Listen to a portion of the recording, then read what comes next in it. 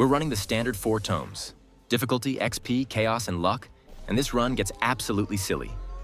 By the end, we hit 68 beefy rings, which is the most I've ever seen in a single run. Quick heads up, the game starts instantly, and you'll notice some lag early on, especially in stage 2. That's on me. The face cam was running on CPU instead of GPU. I catch it, fix it mid-run, and this won't happen in future videos. Because of that lag, I'm only showing the important moments: chest openings, shady dealer picks, Moai rewards, and key item decisions. So you still get the good stuff without the pain. My current high score is just over 609,000 kills, so every run now is basically me trying to beat myself. Long term though, the real goal is simple. I want to be top 10 on the leaderboard one day. I always take the luck tome, and it's not just for fun. Late game, chest prices get ridiculous. You just can't open everything with green cards anymore. So I usually only take 1 or 2 green cards, and luck does the heavy lifting instead. The other big reason is stage 1 legendaries. With high luck early, you've got a real chance to pull things like Anvil, Magnet, or Soul Harvester, which are insane starts and completely change how the run scales. The core strategy is maxing XP tome and difficulty tome as fast as possible. That's where the scaling comes from. But you can't tunnel vision.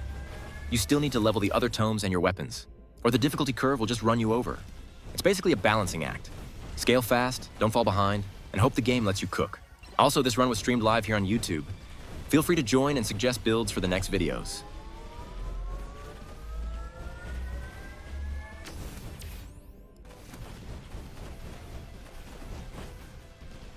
One early item I always get excited about is the electric plug. If you find it early, it's genuinely massive. My favorite combo is Kevin plus electric plug. Kevin hitting you to trigger on hit effects, and the electric plug dealing damage every time you're hit. Honestly, sometimes it feels just as strong as Soul Harvester, especially early game. It scales immediately, it's passive, and it lets you keep momentum while you're still building weapons and tomes. If you get that combo early, you're basically printing damage while you focus on economy, XP, and setting up for late game.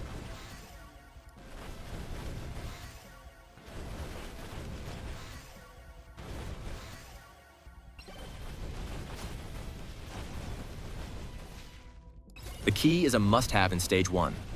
If I see it early, I'm taking it every time. I'll also microwave it to duplicate, which massively increases the chance of opening chests for free. That's important because it keeps chest prices way lower going into late game. If you don't manage this early, chest costs spiral out of control later and you just can't keep up. What I usually do is wait until the last 2 minutes of stage 1, then start opening chests. I'll keep going until they cost around 500, and then I stop.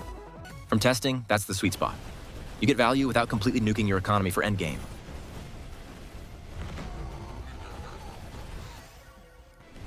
I would have loved to get Kevin for the final swarm here. That combo with electric plug just melts everything. But honestly, even without it, we handled the final wave with no issues at all.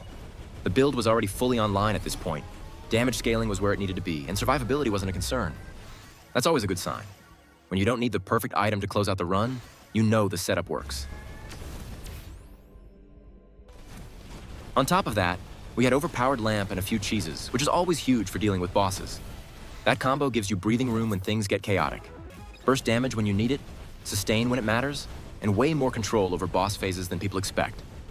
Once those were online, the run felt locked in.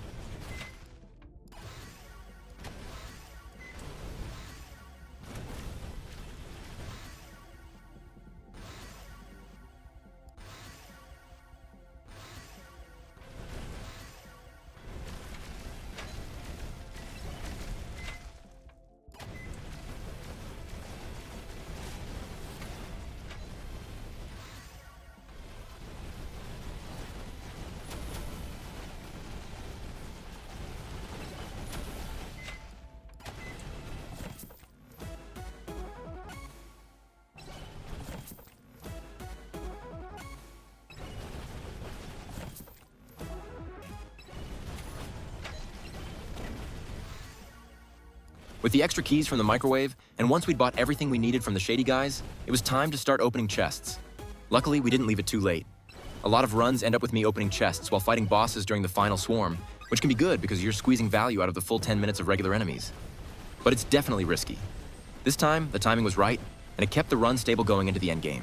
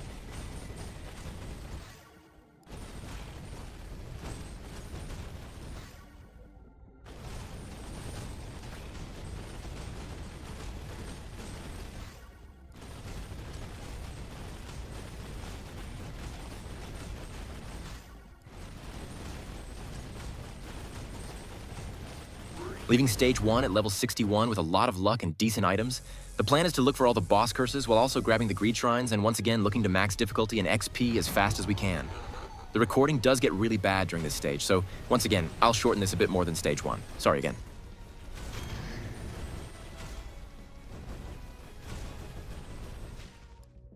You love to see it, that's all I have to say.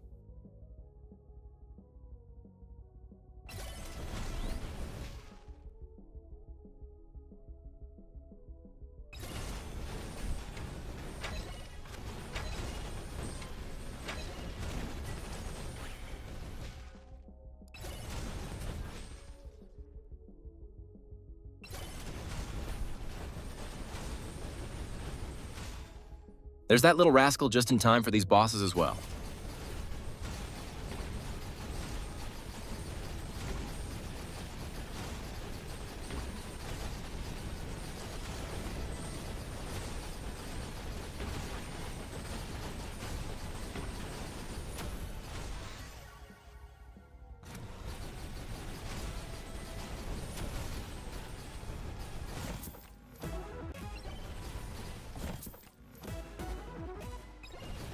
So here I was thinking I really don't want to lose the plug, but I also want more unstable transfusions, and if you didn't know, you get 2 uses of a blue microwave.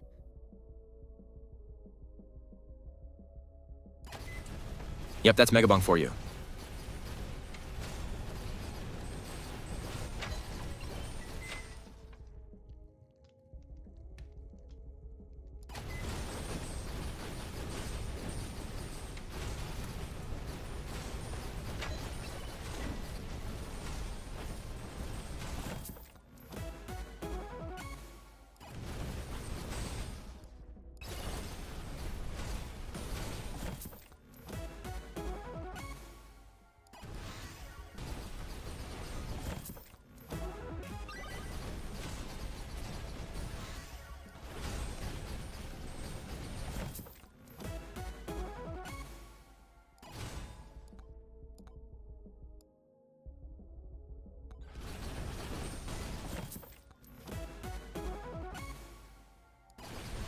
This stage is slightly different from the first. We wait until after the final boss to get as high a level as we can, which will increase our luck, and during the final swarm, open all the chests we can.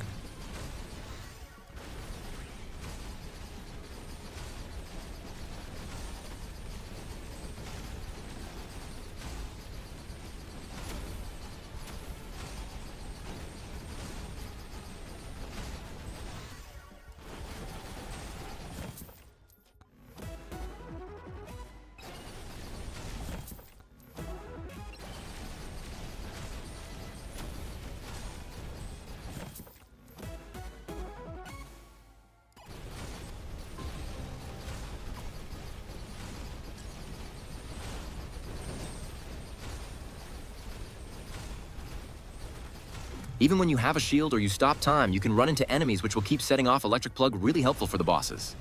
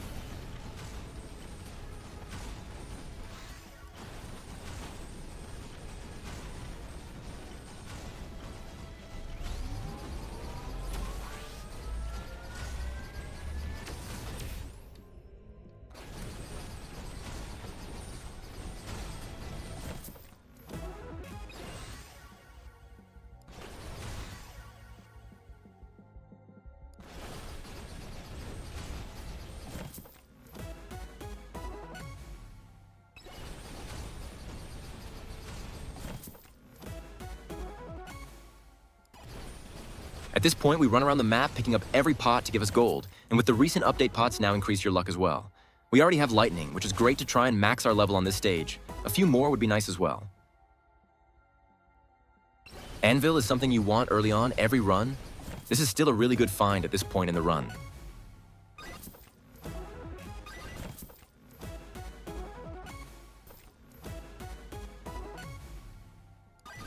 This was our last banish. So now I turn on skip chest animation just to save time going forward. I will keep this off so I can show the items we managed to get. I'll speed up the rest of this stage, as apart from increasing XP to max, then setting auto level up and just opening all the chests, there isn't much else to this stage.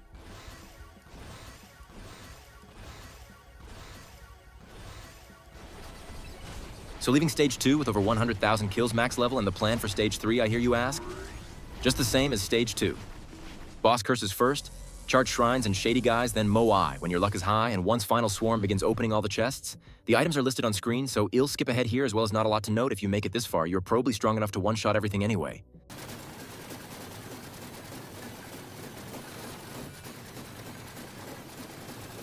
When you see the ghost getting really close, you can go around the map and grab all the nukes, time freezes and rage power-ups to squeeze out all the kills you can.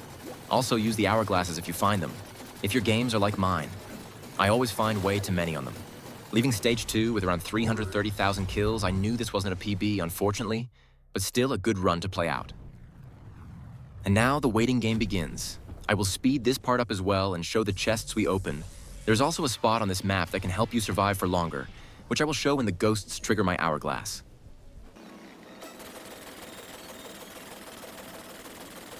Also, a little side note, we got our power-up drop chance to 2.8 times. This is not normally something I see get this high.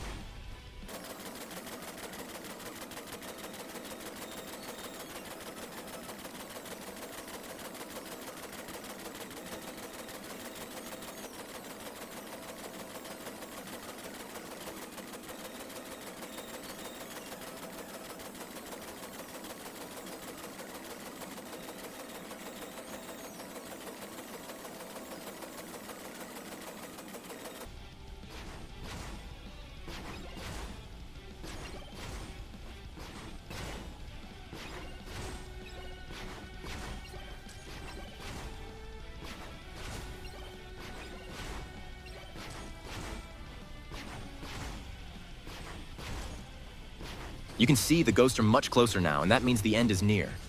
Once they trigger your hourglass run into the spot I do, your lightning will stun the ghosts, and because the entrance is narrow, they will block the ghosts that would have hit you. It doesn't add much to your score at this point, but if you are close to a PB or want to min-max, it helps out.